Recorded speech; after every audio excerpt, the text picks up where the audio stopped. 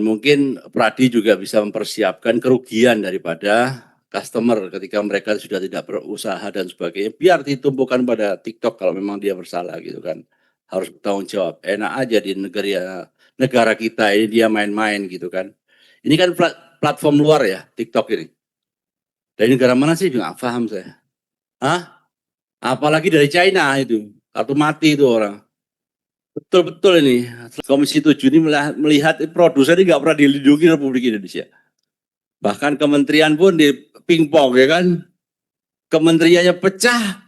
Jadi bingung ini mana yang tahu jawab antara Kementerian Koperasi atau UMKM. Kan kasihan juga kementeriannya, pusing juga. Jadi harus ada itu. Saya kira lembaga yang memang cukup kuat dan cukup memang bisa mewakili. Baik, terima kasih Pak Hatta. Silakan nanti siap-siap Ibu Novita Hardini. Makasih pimpinan. Bismillahirrahmanirrahim. Assalamualaikum warahmatullahi wabarakatuh.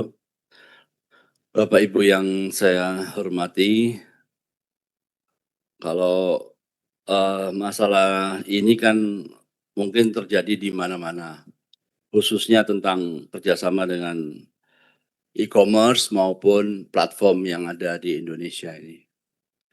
Kami sendiri selaku anggota DPR ini kadang-kadang kena juga Pak. Belanja ternyata nggak dikirim atau kita nggak pesen, itu dia. Ini kacau juga ini kadang-kadang platform-platform ini nggak jelas gitu kan. Tapi ini kan simbiosis mutualis ya antara produsen dan e-commerce ini sama-sama saling menguntungkan ya.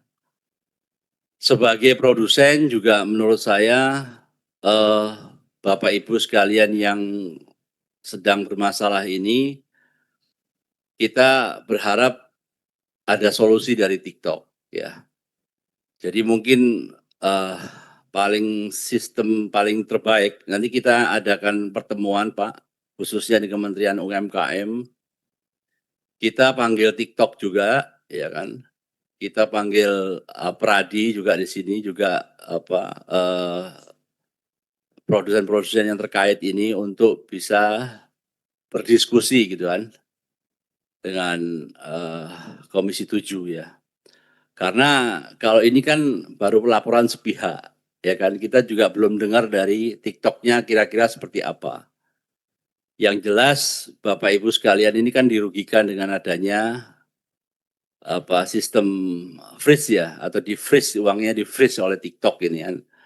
Juga ini kan akan menjadikan perhitungan tersendiri dari kita mulai 2003 sampai sekian sampai hari ini.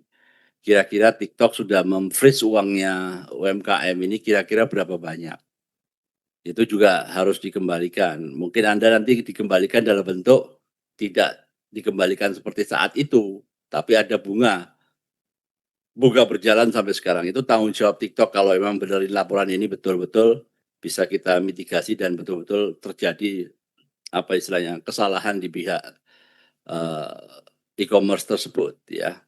Apalagi dengan mergernya TikTok dengan Tokopedia tadi disampaikan. Mungkin itu juga akan membentuk satu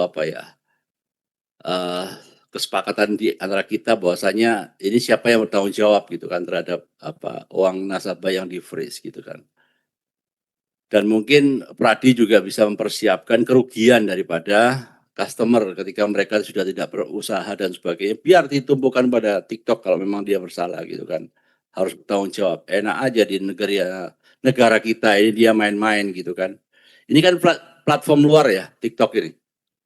Dari negara mana sih? Nggak paham saya. Hah? Apalagi dari China itu. Kartu mati itu orang. Betul-betul ini. Selalu seperti ini. Bikin susah itu kan. Baik smuggling maupun platform-platform yang nggak jelas seperti ini kan bertanggung jawab mereka terhadap itu gitu kan. Gitu. Jadi kan dulu TikTok itu kan sampai di-ban kan nggak boleh jualan kan. Karena memang nggak bayar ke negara gitu kan. Nggak ada hasilnya buat negara kita. Ya gitu. Jadi dia seakan-akan dia itu membantu tapi dia ngambil keuntungan dia sendiri. Apalagi dengan seperti ini. Uang rakyat Indonesia di-ban oleh dia. Tanggung jawabnya di mana dia? Nah, itu mungkin kita dalami juga apakah dia punya hak untuk mengambil uang, gitu kan. Istilahnya apakah dia mempunyai hak untuk apa? Istilahnya kalau dia membuat e-money itu, enggak, dia ketika dia buat apa, bisa mengkolek dana nasabah atau dia mengkolek dari itu, apakah dia sudah punya e-money atau apa namanya istilahnya? Dompet digital itu ya. Apakah dia punya seperti itu sehingga dia bisa mendapatkan itu? Itu kan subjek persetujuan dari OJK juga. Nah, itu harus sampai sejauh itu kita melihat permasalahan ini sehingga betul-betul multidimensi dan betul-betul bisa menyelesaikan dan membuat mereka kapok, gitu ya. Nggak lagi membuat hal-hal yang merugikan bangsa kita.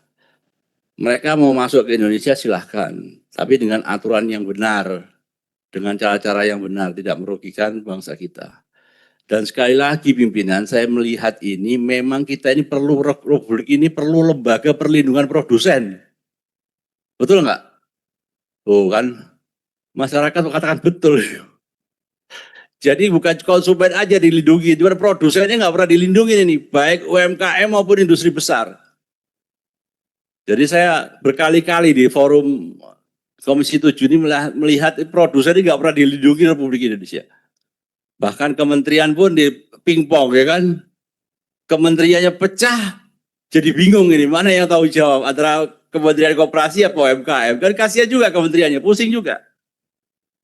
Jadi harus ada itu, saya kira lembaga yang memang cukup kuat dan cukup memang bisa mewakili rakyat ini, baik itu dari segi UMKM maupun industri besar. Saya kira usul saya kita panggil lembaga-lembaga terkait atau apa platform terkait pimpinan, baik TikTok maupun Tokopedia. Terima kasih pimpinan. Baik, terima kasih. Ya memang tadi sebagaimana Kementerian UMKM mengatakan sudah berkomunikasi dengan TikTok dan mereka terbuka untuk melakukan dialog. Ke depan memang kita harus agendakan rapat dengan TikTok, dengan Peradi tentunya yang memberi laporan, dan juga penting juga dihadirkan dari perdagangan dan KPPU di dalam hal ini. Mungkin nanti sekretariat bisa menjadwalkan.